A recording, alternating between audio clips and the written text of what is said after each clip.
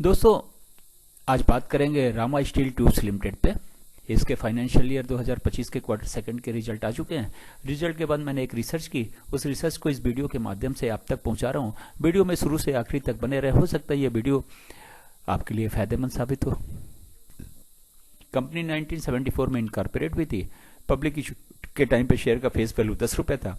Company steel tubes की manufacturing करती है, पाइप्स की मैन्युफैक्चरिंग करती है, रिजिड पीवीसी और जीआई पाइप्स की मैन्युफैक्चरिंग करती है। स्क्वायर सेक्शन जो कंस्ट्रक्शन में यूज होते हैं उनके उस तरह के प्रोडक्ट्स बनाती है।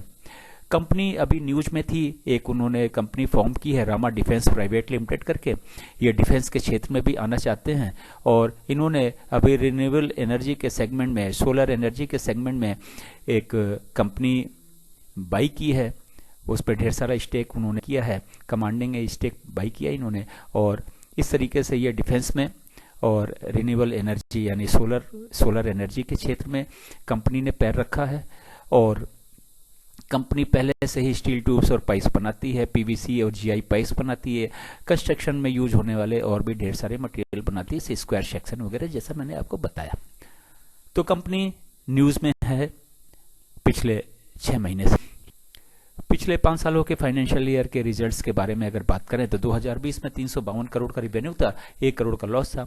2021 में 470 करोड़ का रिवेन्यू था, 10 करोड़ का प्रॉफिट था। 2022 में 768 करोड़ का रिवेन्यू था, 27 करोड़ का प्रॉफिट था। 2023 में 1336 करोड़ का रिवेन्यू था, 25 करोड़ का प्रॉफिट था। 2024 में 1046 करोड़ का रिवेन्यू था, 29 करोड़ का प्रॉफिट था।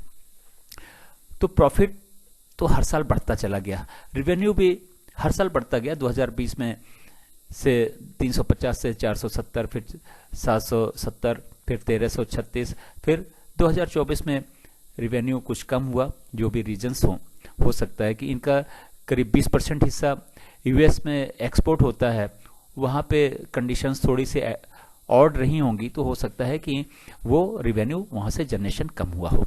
लेकिन ईपीएस की बात करें तो ईपीएस 2020 में 0.93, फिर 7.21, फिर 16.41, फिर 2023 में 1.22, फिर 2024 में 0.5। डेट टू इक्विटी रेशियो की बात करें तो 2020 में 0.91, फिर 0.82, फिर 1.09, फिर 0.77। 2024 में सबसे कम पिछले 5 सालों में 0.43। काफी खर्च को काफी कम किया है, जिससे इंटरेस्ट पे पैसे कम देने पड़ेंगे, ब्याज के पैसे कम देने पड़ेंगे और वो कन्वर्ट होगा प्रॉफिट में। तो रिवेन्यू के क्षेत्र में कंपनी का काम कुल मिला के ठीक है। प्रॉफिट भी हर साल बढ़ता ही गया है। 2024 में जरूर कम हुई है, लेकिन वो कंडीशंस एक्सपोर्ट को लेके हो सकती हैं, क्योंकि 20 से 25% हिस्सा इनका यूएस से एक्सपोर्ट से आता है। अब बात करते हैं क्वार्टरली रिजल्ट्स की। जून 23 क्वार्टर में 312 करोड़ का रिवेन्यू था और 7.46 करोड़ का प्रॉफिट था। सितंबर 23 क्वार्टर में 203 करोड़ का रिवेन्यू था, 6.58 करोड़ का प्रॉफिट था। दिसंबर 23 क्वार्टर की बात करें तो 262 करोड़ का रिवेन्यू था, 8.92 करोड़ का प्रॉफिट था। मार्च 24 क्वार्टर की बात करें तो 268 करोड़ का रिवेन्यू था, 7.65 करोड़ का प्रॉफिट था। जून 24 क्वार्टर की बात करें तो 216 करोड़ का रिवेन्यू था, 6.2 करोड़ का प्रॉफिट था। सितंबर 24 क्वार्टर की बात करें तो 263 करोड़ का रिवेन्यू था, 4.31 करोड़ का प्रॉफिट था। जून 23 क्वार्टर को जून 24 क्वार्टर से अगर कंपेयर करते हैं तो रिवेन्यू भी कम हुआ जून 24 क्वार्टर में और प्रॉफिट भी कम हुआ। तो जून 23 क्वार्टर के मुकाबले जून 24 क्वार्टर का रिजल्ट थोड़ा हल्का। सितंबर 23 क्वार्टर से अगर कंपेयर करते हैं सितंबर 24 क्वार्टर को, तो रिवेन्यूज सितंबर 23 में 203 था, सितंबर 24 में बढ़ के 263 करोड़ हो गया। रिवेन्यू में अच्छा खासा जंप। प्रॉफिट के मामले में सितंबर 23 में 6.58 करोड़ का प्रॉफिट था, तो सितंबर 24 में प्रॉफिट घट के 4.31। तो प्रॉफिट के मामले में हल्का, रिवेन्यू के मामले में ठीक। तो कुल मिला के जून और सितंबर 23 क्वार्टर के मुकाबले जून और सितंबर 24 क्वार्टर के रिजल्ट्स अच्छे नहीं हैं। एफआईएस के शेयर 0.5% थे जून क्वार्टर में, अब सितंबर क्वार्टर में ये बढ़ के हो गए 0.17%। तो एफआईएस ने अच्छी खासी खरीदारी इन शेयर्स में, इस कंपनी के शेयर में की है। रीजंस हमें लगता है कि कंपनी डिफेंस के क्षेत्र में जा रही है और सोलर एनर्जी या रिन्यूएबल एनर्जी के क्षेत्र में भी कदम रख रही है और भी एक दो एक्विजिशंस के मूड में लगते हैं, ऐसी न्यूज़ है। तो कंपनी डाइवर्सिफाइड हो रही है, कई क्षेत्रों में पैर जमा रही है, डिफेंस बूम कर रहा है, सोलर एनर्जी या रिन्यूएबल एनर्जी बूम कर रहा है, तो कंपनी इन सब सेक्टरों में भी अपने पैर जमाने की कोशिश कर रही हो सकता है कि इसलिए एफआईज ने इंटरेस्ट दिखाया हो और उन्होंने 0.05 के मुकाबले 0.17% शेयर परसेंटेज सितंबर क्वार्टर में की है। पब्लिक डीआईस के शेयर 0% ही हैं, जो पिछले क्वार्टर में भी जीरो थे, अभी भी जीरो हैं। पब्लिक के शेयर बढ़ के 43.61 से 51.87 हो गए। प्रोमोटर के शेयर 56.33 से कम होकर 47.97% हो गए हैं। ये थोड़ा सा निगेटिव साइन है, लेकिन अभी भी काफी स्टेक प्रोमोटर्स के पास में है, अच्छी खासी स्टेक है। डेट टू इक्विटी का रेशियो 0.43 है, जो कि 1 से काफी कम है। रिजर्व और सरप्लस जून क्वार्टर में 180 करोड़ था, जो बढ़ के 196 करोड़ हो गया है सितंबर क्वार्टर में।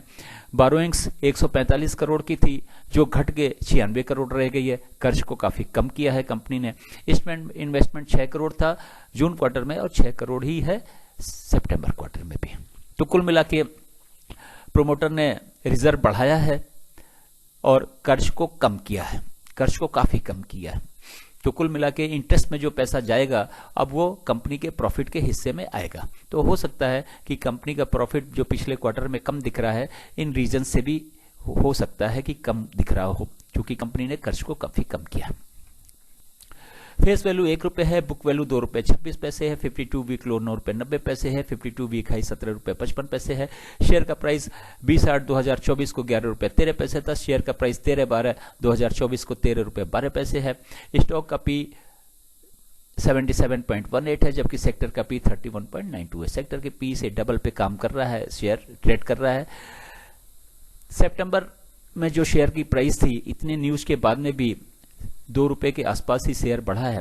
बीच में हालांकि 17 रुपए तक गया था, 17 रुपये 55 पैसे तक गया था। तो कुल मिला के शेयर में अभी बढ़ोतरी नहीं दिखी। न्यूज के बेसिस पे कुछ शेयर्स के प्राइस बढ़े थे, लेकिन फिर लौट के 13 रुपये 12 पैसे पे स्टेबल हो गए हैं। लेकिन कंपनी ने जब से बोनस दिया है, तब से कंपनी के प्राइसेस ज्यादा बढ़ नहीं पाए, वो 13 और 10.5 और 13 रुपये के बीच में ही बने हुए हैं। कंपनी ने 3 बार बोनस दिया है, 2016 में 1 पे 4, 2022 में 1 पे 4 और 2024 में 1 पे 2। तो कंपनी ने कुल मिला के अपने शेयर होल्डर्स का ख्याल रखा है, समय समय पे बोनस दिया है और शेयर्स की वैल्यू अनलॉक कराने में मदद की है और बेनिफिट दी है।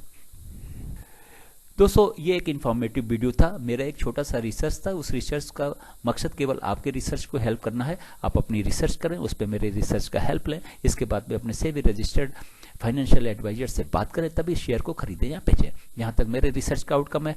कंपनी रिवेन्यू हर साल बढ़ा रही है, पिछले साल को छोड़ दे तो अच्छी खासी बढ़ोतरी हर साल रिवेन्यू में कंपनी ने की है। कंपनी हर साल प्रॉफिट भी बढ़ा रही है, लेकिन इस साल के फाइनेंशियल ईयर के रिजल्ट्स को देखते हुए ये लग रहा है कि पिछले साल के प्रॉफिट के आसपास ही कंपनी का प्रॉफिट रहेगा और रिवेन्यू भी पिछले साल से रिवेन्यू थोड़ा बढ़ सकता है, लेकिन प्रॉफिट मुझे लगता है कि उसके आसपास होगा। रिवेन्यू और प्रॉफिट पिछले साल के आसपास ही रहने की उम्मीद है। लेकिन कंपनी सोलर एनर्जी या रिन्यूएबल एनर्जी के क्षेत्र में पैर जमा रही है, कंपनी डिफेंस के क्षेत्र में भी हाथ आजमा रही है। तो आज नहीं कल शेयर की वैल्यू अनलॉक होगी और कंपनी और शेयर मल्टीबैगर साबित हो सकता है, क्योंकि ये दोनों क्षेत्र बूमिंग पे हैं। तो कंपनी ने अच्छे सेक्टर्स में कदम रखने की कोशिश की है। जिनके पास में ये शेयर है वो बने रहे, जिनके पास में नहीं है वो सोच सकते हैं परचेस करने की, क्योंकि शेयर का प्राइस अभी भी काफी कम है और बढ़ने की गुंजाइश इसलिए है कि एफआईज परचेस कर रहे हैं। उन्होंने कुछ कैलकुलेशन की होगी, उसके बाद में ही शेयर में एंट्री ली होगी। तो कुल मिला के एफआईज ने क्या कैलकुलेशन की ये तो मुझे नहीं पता, लेकिन जिस भी शेयर में वो एंटर करते हैं तो कुछ सोच समझ के ही एंटर करते हैं। उनकी दूरदृष्टि रहती है और पहले से एनालिसिस करके रखते हैं। तो कुल मिला के ये इसके परचेस के बेस पे भी आप अगर ध्यान दें तो इस शेयर को परचेस किया जा सकता है, लेकिन कुल मिला के आपका एडवाइजर जो बतावे वही करिए। दोस्तों, वीडियो देखने के लिए धन्यवाद। मेरे एनालिसिस के बेस पे न तो इस शेयर को खरीदे न तो इस शेयर को बेचे, केवल अपने एनालिसिस के हेल्प के लिए इसका यूज करें।